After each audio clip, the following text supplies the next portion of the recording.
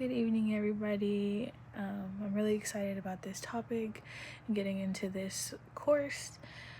Tonight, I'm going to focus on GDM, also known as gestational diabetes mellitus. This is a condition characterized by glucose intolerance that develops during pregnancy.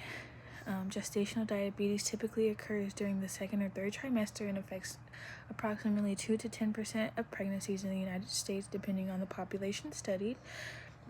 I really love women's health and children in general, focusing on there. I did PCOS my last study focusing, so I thought that gestational diabetes would be a really nice, interesting topic to look into, especially as a woman of color myself.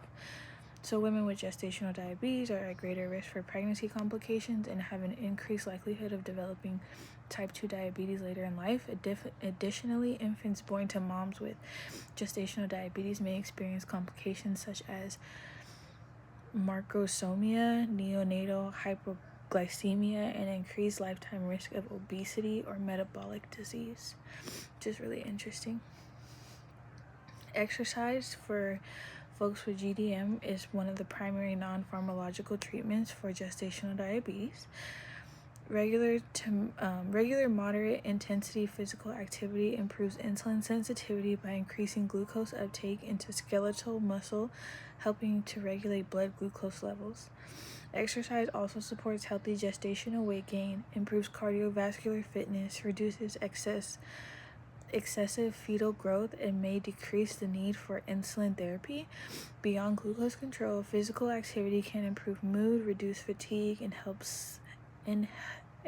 sleep quality, and contribute to better postpartum recovery. Keeping moving as a pregnant mommy is so important. Before initiating any exercise program, though, there are important safety considerations, as we have talked about in previous. The first is determining whether the patient has any absolute or relative contradictions to exercise during pregnancy. Conditions such as preeclampsia, persistent vaginal bleeding, placenta previa after 26 weeks, preterm labor, ruptured membranes, or significant cardiovascular or pulmonary disease require medical evaluation and may restrict the exercise participation. Sorry for the blinking lights. I feel like it's noticeable. For participation in obtaining clearance from the patient's OB is essential when these conditions are present. The second consideration when screening is that the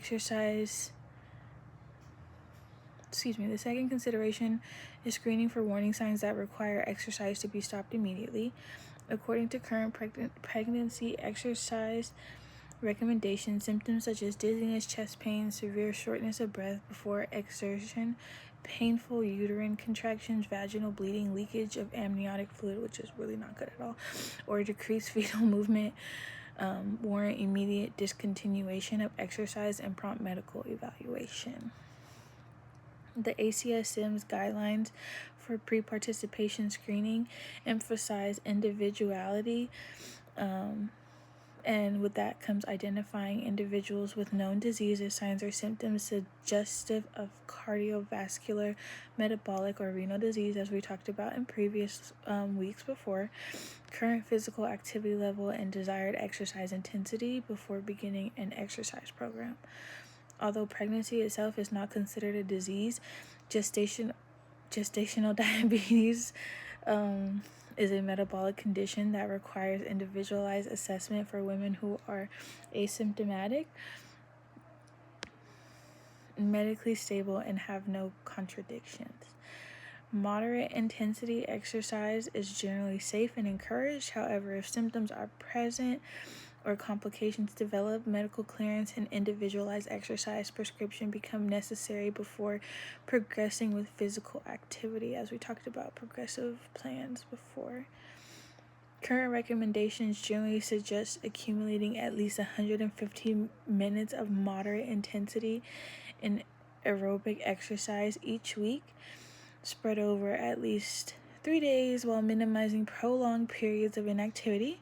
especially for mommies and their hips. Activities such as walking, stationary cycling, swimming, and prenatal aerobics are commonly recommended because they provide cardiovascular benefits while minimizing joint stress and fall risk. And that is according to the American College of OB and Gynecologist. 2020. I'll put their references in the bottom. But in conclusion, exercise is a safe and effective component of managing gestational diabetes for most pregnant individuals. Through appropriate screening, individualized programming, and adherence to ACSM's guidelines, exercise can improve maternal glucose control, reduce pregnancy complications, and promote healthier outcomes for both mother and baby. Thank you guys. Have a good night.